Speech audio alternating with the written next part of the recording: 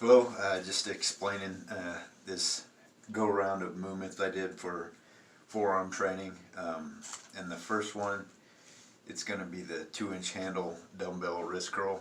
And first I'll go ahead, I'll explain this bench that I use.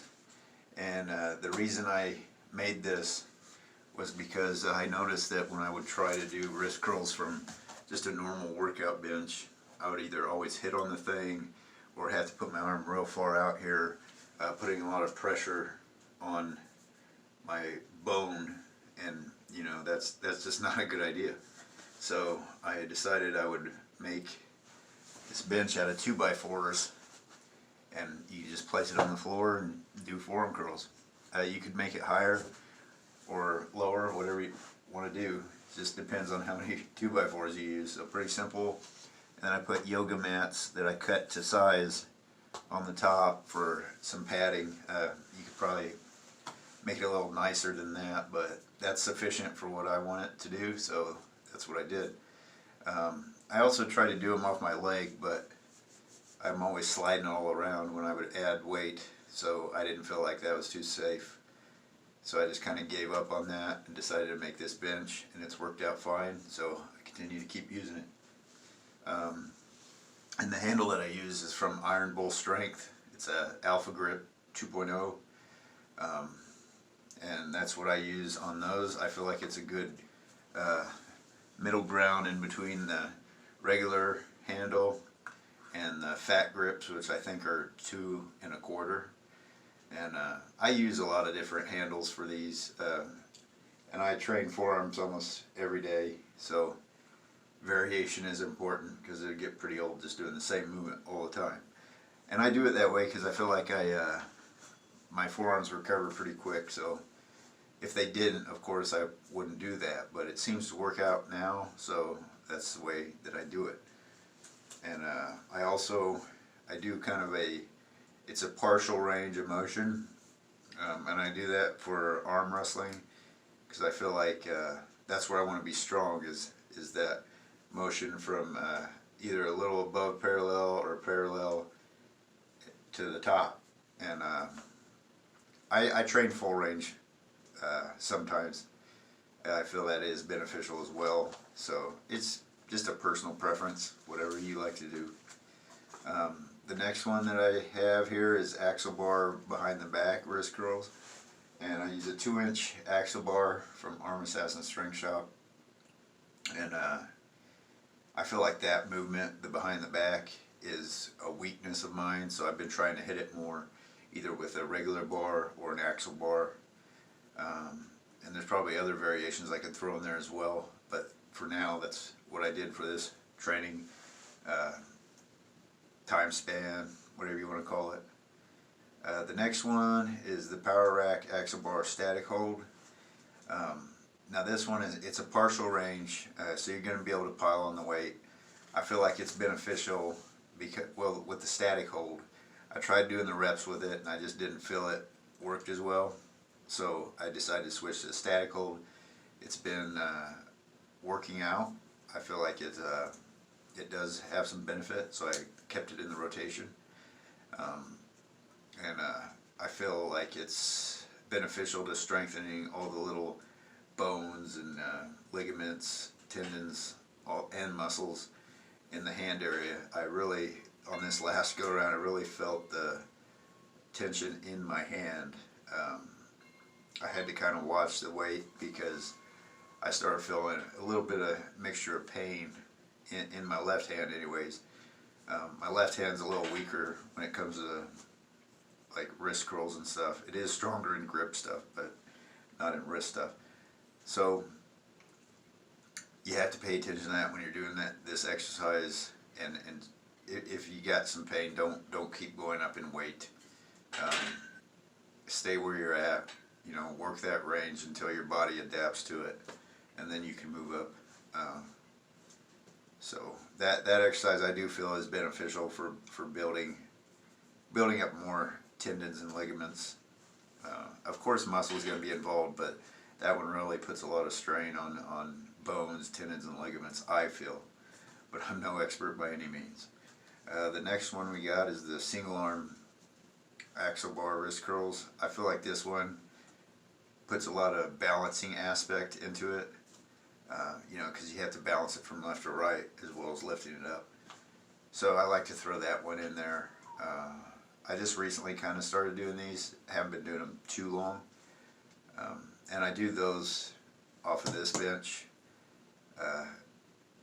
because, you know, the weight's so far out, you are actually able to use a bench because you don't have to worry about it hitting on the bench. So I do it that way. On this one, you want to make sure your hand is positioned center. If you lift it up and your hand's going all over the place to start out, reposition it till it feels right. And it still may not feel 100% right because it's just kind of an awkward movement. But you just got to try it out and find out where the best spot for your hand is. I feel like this one is good for building balance and control in your hand, so I like to keep it in there, and it's been working out fine. I feel like it has built some strength. And something else I've been doing on the wrist curls is I'll add a static hold, like an overload set at the end, and I feel like that helps build just your tendons and ligaments, as well as kind of overloading the muscle to be used to those heavy weights and being able to hold them and not just lift them, you know, explosively. So that's kind of what I've been doing. I've been trying not to go too heavy. It's easy to kind of get locked in and be like, yeah, just throw on the weight. But I feel like 1 or 2 sets of those static holds is enough. Over time, maybe I'll add some more, but for now, 1 or 2 sets at the end, and then I'll kind of do a down set for reps. But I don't really have a set number on the down set. Normally it's anywhere between 20 pounds less to 40 pounds less. It just all depends how you feel. As I get older, I find that training is more as you feel instead of following a plan, because every day is different. As you age, some days you just feel like crap. So I keep a more flexible training routine, so it's not really a plan per se. It's somewhat a plan, but not 100% fully. Alright, so for the last movement here, we got a 21.5-inch board wrist curl. And this one I feel like is a good combination between grip and wrist strength.